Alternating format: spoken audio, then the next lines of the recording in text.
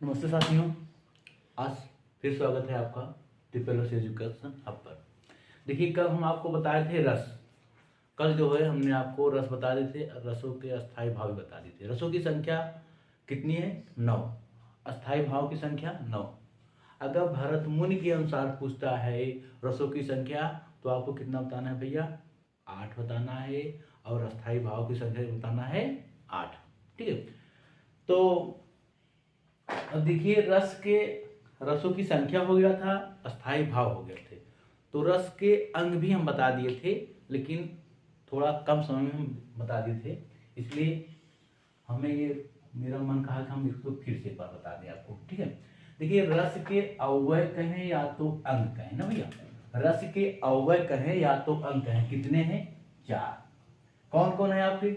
विभाव, अनुभाव, व्यभिचारी भाव और अस्थाई भाव। अब ये बताइए, रस के 4 अंग हो गए, विभाव, अनुभाव, व्यभिचारी भाव, अस्थाई भाव। व्यभिचारी भाव को संचारी भाव भी कहा जाता है, ये जान लीजिए। संचारी भाव, व्यभिचारी भाव को संचारी भाव कहा जाता है। अब देखिए, विभाव के कितने भेद हैं भैया? विभाव के 2 भेद हैं। कौन? देखिए, अभी देखिए, विभाव के 2 भेद, अनुभाव के 4 भेद। देखिए, हम कल लिखवाए थे 2 भेद, लेकिन हमने देखा कि मुख्यतः 2 भेद होते हैं, लेकिन उसके 2 भेद और माने गए हैं। जो परीक्षा में यही पूछता है कि अनुभाव की संख्या, तो आपको 4 ही बताना होगा ना। अगर मुख्यतः पूछता है तो उसमें 2, लेकिन परीक्षा में अगर आप परीक्षा देने जाते हैं यूपीपी वाली में, अक्सर देखा जाए उसमें 4 ही मानता है। कई परीक्षाओं में देखे, हम पूछे तो 4 ही मानता है। तो अनुभाव की संख्या कितनी है भैया? 4। और संचारी भाव की संख्या कितनी है? 33। ठीक है, 33 है। अब अस्थाई भाव तो आपको पता ही है ना? रस जब 9 है तो अस्थाई भाव के कितने होंगे भैया? 9। जब भरत मुनि के अनुसार पूछेगा तो आपको कितना बताना होगा? 8। वैसे तो अस्थाई भाव संख्या कितनी है? 9। अब देखिए, विभाव के भी 2 भेद है। हम उतना डीपली नहीं पढ़ा रहे हैं जितना डीपली पुलिस में पूछना चाहिए, वही तक पढ़ा रहे हैं। उतना डीपली पढ़ाने मतलब आप ज़्यादा कंफ्यूज हो जाएंगे। तो विभाव के कितने भेद हैं भैया? 2। एक आलंबन विभाव, एक आलंबन विभाव, आलंबन विभाव, आलंबन विभाव ना। दूसरा क्या भैया? उद्दीपन विभाव, उद्दीपन विभाव। ये हम कल लिखवा दिए थे, एक बार आज हम फिर आपको रिपीट कर रहे हैं, जिससे आपको ठीक से हो जाए। अब देखिए, अनुभाव के कितने भेद हैं? 4। हम तो लिखवा थे कल केवल 2, लेकिन उसके 4 भेद हैं अनुभाव। मुख्यतः 2 भेद होते हैं, लेकिन देखा जाए तो 4 भेद माने गए हैं। वो कौन कौन है भैया? देखिए, कायिक, यहाँ पहला है आपका कायिक। दूसरा क्या है? सात्विक, कायिक, सात्विक। तीसरा है आपका वाचिक। चौथा है भैया आपका आहार, आहार। ठीक है, तो अनुभाव के कितने भेद हैं? 4। कायिक, सात्विक, वाचिक, आहार। एक चीज और ध्यान दीजिएगा, अगर पूछ लिया सात्विक अनुभाव की संख्या कितनी है, तो आपको 8 बताना है। कितनी? 8 ना। सात्विक अनुभाव की संख्या 8 है। अब संचारी भाव की संख्या 33 है, ये तो मालूम है ना आपको। अस्थाई भाव की संख्या 9 है। इतना याद करिए बस आप। अब चलिए चलते हैं अब हम रस पर। अब आपको हम रस बताएंगे, श्रृंगार रस। ठीक है,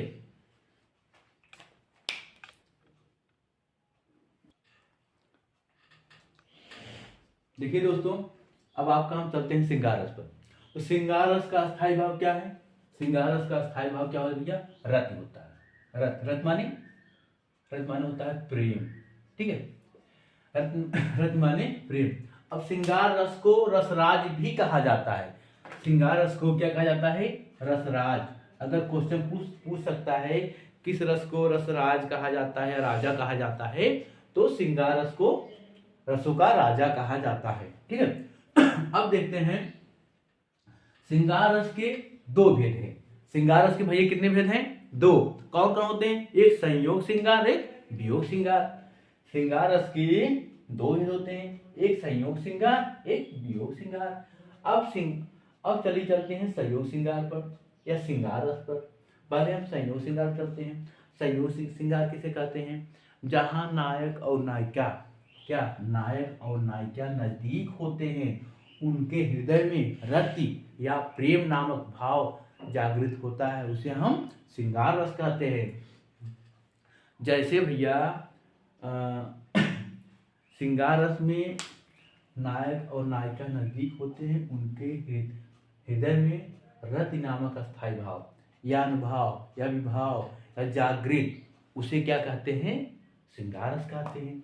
अब देखिए हम आपको बताए थे विभाव, अनुभाव, स्थायी भाव और क्या कहते हैं उसके भेद ना। तो उसमें एक होता है आश्रय आलम्बन, एक होता है विषय आलम्बन। थोड़ा ये जान लीजिए आश्रय आलम्बन किसे कहते हैं। आश्रय आलम्बन उसे कहते हैं जिसके हृदय में अस्थायी भाव नाम जागृत हो ना। जैसे सपोज हम बता रहे हैं आपको उदाहरण तौर पर, जैसे सीता और राम, सीता राम वन में गए हैं ना, सीता और राम जी गए वन में। अब सीता को देखकर राम के मन में का प्रेम की लालसा जागृत होती है। तो आश्रय किसके मन में जागृत हुआ? राम के मन में ना। तो राम क्या हुआ? आश्रय आलम्बन हुए। अब किसको देखकर जागृत हुआ? सीता को देखकर। तो सीता क्या हुई? विषय आलम्बन। इतना ध्यान दीजिएगा। हम बता दें फिर एक बात, क्योंकि अगर लिखवाएंगे तो समय बहुत ज़्यादा जा रहा है, इसलिए हम आपको बोल दे रहे हैं। फिर सुनिए, जैसे चलिए हम उदाहरण नायक नायिका बता दें। जैसे नायक और नायिका है ना, अगर आप किसी नायिका को देखते हैं ना, तब आपके हृदय में क्या हुआ? उसके प्रति प्रेम जागृत हुआ ना, तो वह क्या हुआ? आश्रय आलम्बन हुआ। अब किसके कारण हुआ? वो नायिका को देखने के लिए नायिका क्या हुआ? विषय आलम्बन। ठीक है, इतना समझ गए ना। अब हम चलते हैं, इसके उदाहरण बता रहे हैं आपको। ठीक है, श्रृंगार रस के देखिए भैया श्रृंगार रस के उदाहरण में इसमें जैसे बतरस लालच लाल की मुरली धरी लुकाए, बतरस लालच लाल की मुरली धरी लुकाए, सौ करे भौहन हंसे दीन कहे नटी जाए। अब यह दोहा किसका है? पहले ये जान लीजिए, यह दोहा किसका भैया? बिहारी का। बिहारी की रचना है, क्या नाम है उसका? बिहारी सतसई। क्या नाम है? सतसई। उसमें का है, ये भी याद कर लीजिए आप। बिहारी केवल एक ही रचना है, उसका नाम है सतसई। ठीक है। अगर अब इसमें देखिए कौन सा अस्थाई भाव जागृत हुआ है? तो रति। अस्थाई भाव क्या भैया? अस्थाई भाव पहले आता है। अस्थाई भाव क्या है? रति। रस कौन है इसमें? रस कौन है भैया? श्रृंगार। श्रृंगार। तो ये श्रृंगार, ये ध्यान दीजिएगा, श्रृंगार शुद्ध ऐसे लिखा जाता है, बार बार हम बता चुके हैं। अब इसमें बतरस लालच लाल की मुरली धरी लुकाए, इसमें किसका वर्णन किया गया? कृष्ण का और गोपियों का।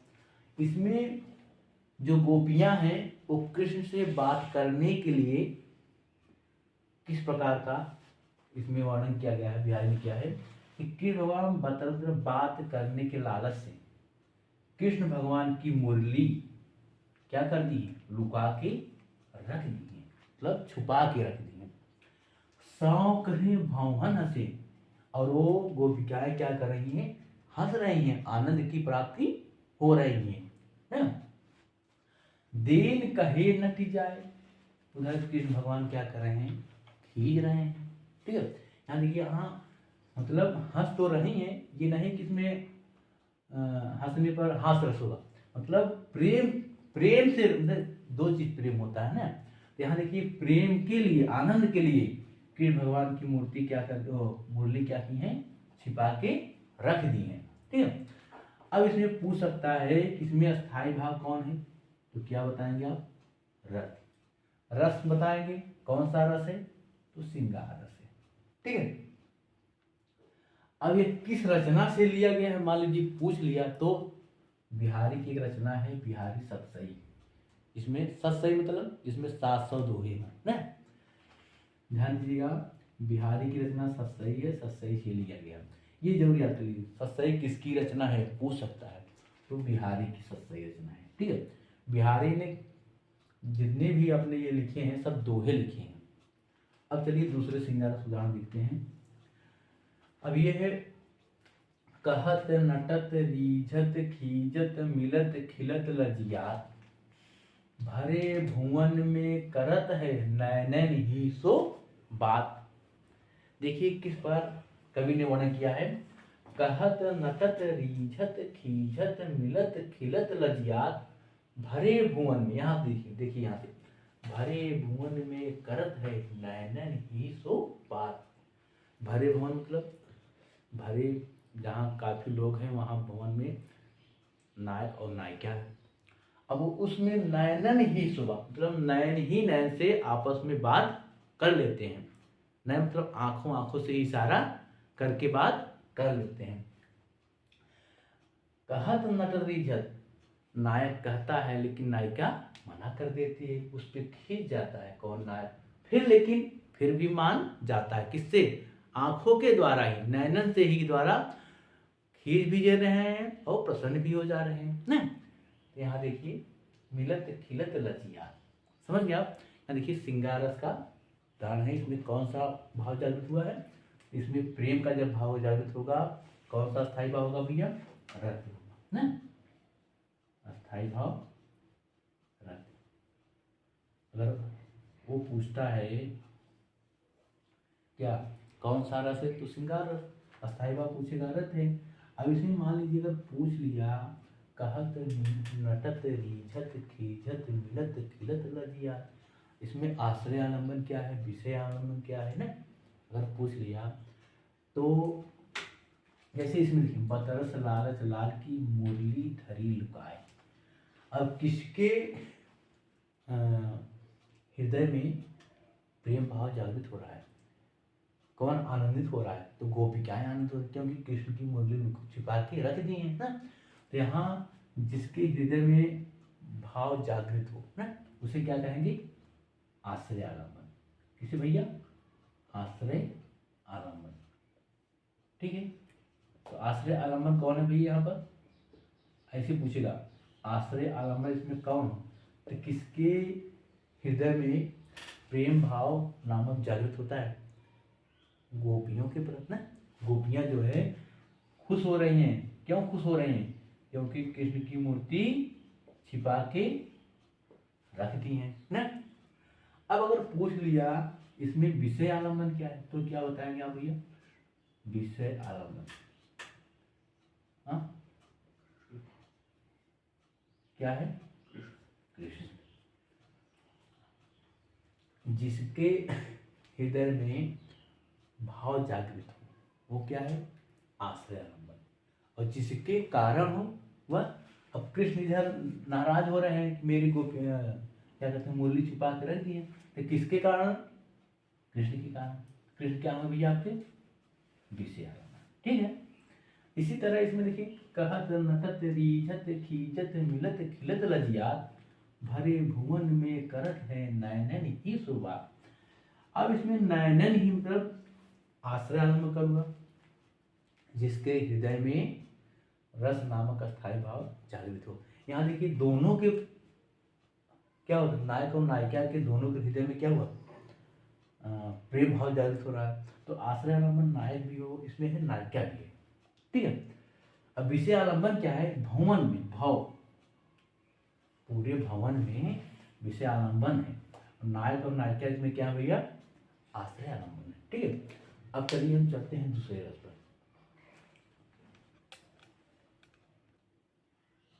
अब देखिए भैया, संयोग श्रृंगार आपका होगा वियोग श्रृंगार। अब वियोग श्रृंगार में अस्थाई भाव क्या होता है? उसका भी रस होता है। तो ये श्रृंगार रस के दो भेद, संयोग और वियोग। संयोग हम बता चुके हैं, अब आपको हम वियोग बता रहे हैं। जैसे वियोग श्रृंगार किसे कहते हैं? एक दूसरे के प्रेम में अनुरक्त नायक और नायिका के मिलन के अभाव को वियोग श्रृंगार कहते हैं। जैसे नायक नायिका क्या होते हैं? बिछुड़ जाते हैं ना। जैसे पति पत्नी, जिसका पति परदेश चला जाता है तो वियोग की अवस्था होती है ना, तो वहां कौन सा रस होता है? वियोग श्रृंगार ना। जैसे भैया देखिए हम एक उदाहरण लिखे हैं, जैसे अति मलिन वृषभान कुमारी अध मुख रहत उरध नाही, चितवती जोगत हारे थकित जुआरी, छूटे चुकुर बदन कुमिलानी, जो नलीन हिमकर की भारी। सूरदास जी वर्णन कर रहे हैं कि अति मलिन वृषभान कुमारी, कौन कर रहा है? उनकी सखियां, किसकी? वृषभान की पुत्री कौन है? राधा। तो राधा की सखियां क्या रहेंगी? अति मलिन वृषभान कुमारी, वृषभ की पुत्री राधा गंदी दिख रही है, मतलब गंदा। अधमुख रहत उधा उरध नाही, मुख हमेशा नीचे किए हुए हैं। फिर चितवन ज्योगत हारे थकित जुआरी, उनका चित्त चेहरा ऐसे लग रहा है जैसे कोई जुआ खेलने वाला हार जाता है, हमेशा मुख अपना नीचे किए रहता है। उसी प्रकार राधा जो है कृष्ण के वियोग में अपना मुख हमेशा नीचे किए हुए हैं। फिर छूटे चुकुर बदन कुमलाने, उनके बाल, चुकुर माने बाल जो है खुले हुए हैं और उनके बदन जो है कुमला गए हैं, नलिन हिमकन की भारी। समझिए आप लोग। एक बार फिर भी, अति मलिन वृषभान कुमारी, अति मलिन कौन हो गई है? राधा। किसके वियोग में? कृष्ण के वियोग में। मलिन माने गंदा। अब ये कौन कह रहा है? उनकी सखियां, किसकी? राधा की। वृषभ माने वृषभ की पुत्री कौन थी? राधा। तब अति मलिन वृषभान कुमारी मतलब बहुत गंदी दिख रही हैं राधा, उनके कपड़े। अधमुख रहत उरध नाही, जो मुख है उनका नीचे की ही तरफ की है। अब चितवत जोगत हारे थक जुआरी, उनका चित चेहरा ऐसे बना है जैसे कोई जुआ खेलने वाला हार जाता है जुआ में। उसी का चेहरा किसका है? राधा का। किसके वियोग में है? श्री कृष्ण के वियोग में है ना। फिर छूटे चुकुर बदन कुमिलाने, चुकुर माने बाल, उनके बाल जो है खुले हुए हैं, अपने बाल को बांध भी नहीं गए हैं, वो कृष्ण के याद में इतना पागल हो गई हैं। ठीक है। जो नलीन हिमकर की भारी, ऐसे लग रहा है जैसे नलीन बर्फ की तरह हो गई है। ठीक है। अब इसमें देखिए, अब इसमें आप ये देखना है, इसमें आश्रय आलम्बन कौन है और विषय। देखिए एक ध्यान, इसमें अस्थायी भाव अगर पूछता है तो क्या बताएंगे आप? रथ ना। अब इसमें मान लीजिए पूछ लिया इसमें आश्रय आलम्बन कौन है भैया, तो आश्रय आलम्बन और विषय आलम्बन तो बताए थे ना हम।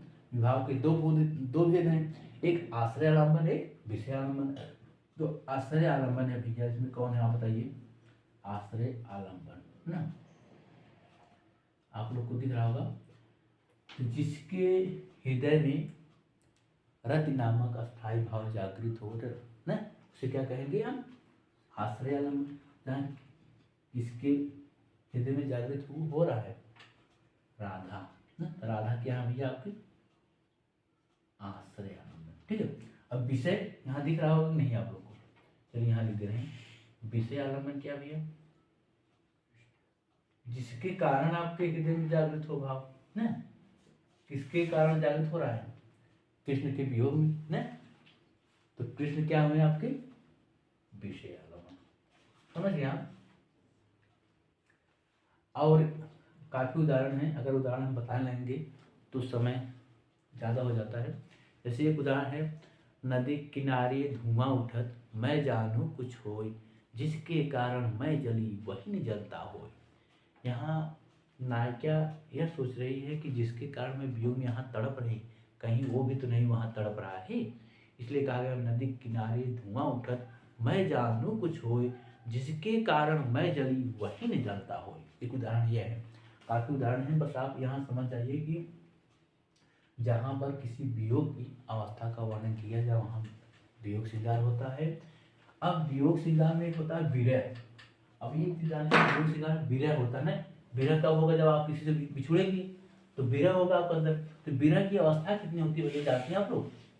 विरह की अवस्था जो होती है वो कितनी होती है? 10। यहाँ लिख लीजिएगा, विरह की अवस्था अगर पूछ लिया, विरह की अवस्था, विरह की अवस्था कितनी होती है? 10 होती है। ये आप ध्यान कीजिए। कौन कौन होते हैं फिर हम कभी बता दें, पहले इस समय आपका जितना जरूरत है उतना हम बता रहे हैं आपको। तो विरह की अवस्थाएं 10 होती हैं। एक बार हम फिर रिपीट करते हैं पूरा रस। रसों की संख्या 9, अस्थाई भाव की संख्या 9 न। अब विभाव, रस के 4 अंग होते हैं या अवयव, कौन कौन? विभाव, अनुभाव, अस्थाई भाव, व्यभिचारी भाव। व्यभिचारी भाव को अस्थाई भाव भी कहा जाता है। अगर मान लीजिए पूछ लिया किसने संचारी भाव को व्यभिचारी भाव कहा, तो भरत मुनि ने कहा। ये ध्यान दीजिएगा। अब विभाव के 2 भेद हैं, कौन कौन? आलंबन विभाव और उद्दीपन विभाव। अनुभाव के 4 भेद हैं, कौन कौन? कायिक, वाचिक, सात्विक, आहार। ठीक है। और संचारी भाव की संख्या 33, अस्थाई भाव की संख्या 9। अगर भरत मुनि के अनुसार पूछता है तो आपको 8 ही बताना होगा। ठीक है। अब एक होता है इसमें आश्रय आलंबन, एक विषय आलंबन। इतना ध्यान दीजिएगा, जिसके हृदय में रति नामक भाव जागृत हो ना, उसे क्या कहेंगे? आश्रय आलंबन। और जिसके कारण जागृत हो उसे हम विषय आलंबन ना। ठीक है, समझ गए? जैसे एक उदाहरण बता दें आपको, जैसे चलिए नायक नायिका खड़े हैं ना। अब आप नायिका को देख के आपके हृदय में प्रेम भाव जागृत होता है, तो आप क्या हुए? आश्रय आलंबन। और नायिका क्या हुई? क्योंकि उसको देख के आपके अंदर प्रेम जागृत हुआ, नायिका क्या हुई? ओह, नायिका विषय आलंबन। ठीक है। आज के लिए बस इतना ही। अभी हम कुछ देर बाद फिर क्लास लेंगे तो आपको एक रस और बताएंगे। ठीक, नमस्ते, जय।